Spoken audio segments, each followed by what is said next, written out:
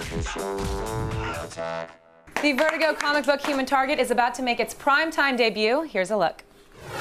You're right. Looks like our threat used this to divert the plane.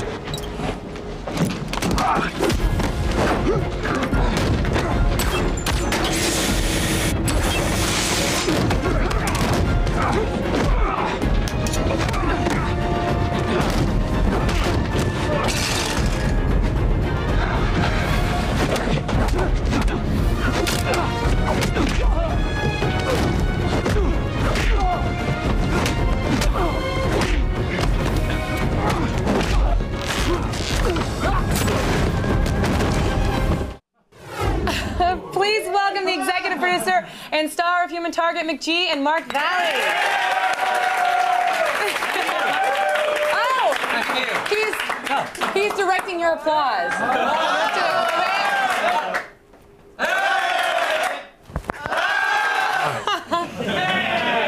Thank you for that. That's a first. That's a first. Amazing.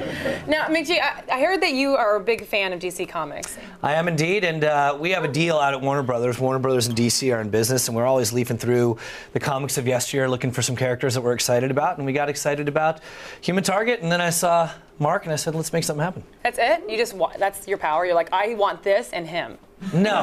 Go and make TV. I will say this, though, however, the original character is very much involved in cloaks and disguises and wigs and mustaches and becomes that which is threatened. And we didn't want to cloak Mark that much. How is this going to be different than the comic?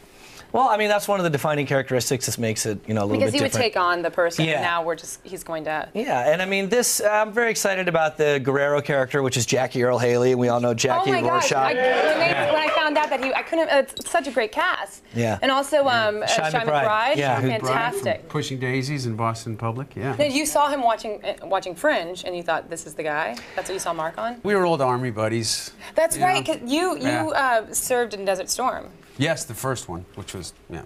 Not so great? Well, it didn't really take as long as this one. That we're in right now, yeah. I mean, how badass is that? I know, it is. I mean, that's what I want out of my action heroes. That's really badass, and I don't want to gloss over that. That's legit, and that gets me excited, and I just think that's really cool, and that adds gravitas to the performance, and that's why he brings such physicality. Well, that's what I was about to to say. Was that if you let me finish, McG, because I wasn't actually going to gloss over an American hero right here on my show. Yeah. I was going to say that you do play a detective/bodyguard, and you for hire for all these people who need help, and so you do a bunch of stunts on the show. We were talking about that with Jazzercise, which led back to what your workout must be, and so we have all this training already for being a badass. So you've been doing a lot of stunts. Yeah, I've been doing a lot of the stunts, which actually makes doing the job a little bit easier, because I find it a little bit easier to actually have some facsimile of chances, experiences, than to kind of imagine it in my head. So, and also it's a little bit of an adrenaline rush to be kind of flying down a cable across a parking lot, or flying down an elevator shaft. Just email? It's pretty good. Just a straight email. Wait, now as executive producer, you want him to be doing the stunts because it makes it more real, and everybody, it gets more excited about the show. But then you can't really do. You can't do everything. No, I don't do everything. Yeah. He does damn near everything. He's got a little gymnasium in the corner of the stage where you see him doing his thing. And if you talk to him right, he'll take his shirt off.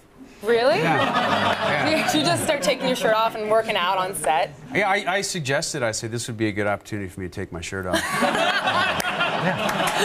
He thinks he can work it into the character flow. And we discuss it, and usually we acquiesce. You, of course, are a huge action director, and so we've got this show right now. And I heard that you haven't been directing anything yet, but you might be directing some of the episodes. Yeah, I mean, I'm just a big fan of the show, and I look forward to getting up there in Vancouver where we shoot the show and wetting my whistle, and we're talking about doing the finale of the first season, which I would be delighted to do. We'll see if it's in the cards. Yes. But there will be no stunt person, and I will have you in various states of undress, and you'll have to be called upon to do great physical challenges, and you can turn an ankle. Yeah, you might turn an ankle. I smell Emmy. I don't know. It could be the big showcase. Well, when you do stunts like that, when you're in movies, there's huge budgets. But for TV, do you have to scale back a lot? I mean, can you still do the Well, we just had to be kind of smart about it. I mean, TV, you might be able to have a more, well, you're the director. Yeah, but you're the director, but I'm going to say, I'm going to talk anyway. But we generally, I think what we do is we kind of shoot a little bit more specifically. We kind of have an idea of what we're actually going to use in the final product, so we can kind of save some time. But also, movies oftentimes use visual effects, which is where you get the computers involved and you do the big things that aren't really happening. And that's fun, but it's expensive and it takes a lot of time. And in this show, we do practical effects, which means if you see the building blowing up, we blew up the building. And if you see, you know, the guy break his arm, It's cheaper to blow up the building, yeah. You know, so we do things practically, and I think that's where a lot of the grit comes from, and that's homage to our favorite movies, Die Hard, Lethal Weapon, pictures that weren't really visual effects intensive, but practical effects intensive, where you felt the grit and you felt the struggle of the character, and I think that's why you relate to Chance. That's the idea. I was going to get to this conversation. Well, that's what I love watching, like the fight scene. It seems like we could all do that. Like you're watching, you think, I mean, obviously it's so intense and crazy. What you're doing is so fantastic, but you're watching, you just kind of, everyone kind of feels like you're kind of on the edge of your seat. You look, something over here? What's going on? Is that you and the I'm interviewing you right now. Is that you and the Wonder Woman thing? That's me, and that's me with the hot dog. She can take a hot dog. And I've seen you take a hot dog. Yeah. It's not since my mother have I seen a woman take a hot dog. My understanding is you look for reasons to wear don the Wonder Woman garb. No, I think the vice president of G4 looks for reasons for me to wear the Wonder Woman garb. It gets exhausting. You know, you can't eat for a couple. You have to do jazzercise. Yeah. You know. And the Brazilian. I don't think for the Wonder Woman outfit you don't really need the Brazilian for that. It doesn't go that high up. I don't know. I don't know which clips of me you're watching. It's kind of old school. That is kind of old school. Yeah. And then there's Kevin with lots of different hairstyles over there. Yep. And then this is some lights right here. The Leia bikini is a big hit too. McG and Mark Valley, thanks for joining us. Thank you. Yeah, we're really excited about your show. We are really, really excited. The Human Target preview event starts this Sunday, and then the series airs Wednesday nights on Fox. You have to watch it. It's going to be amazing.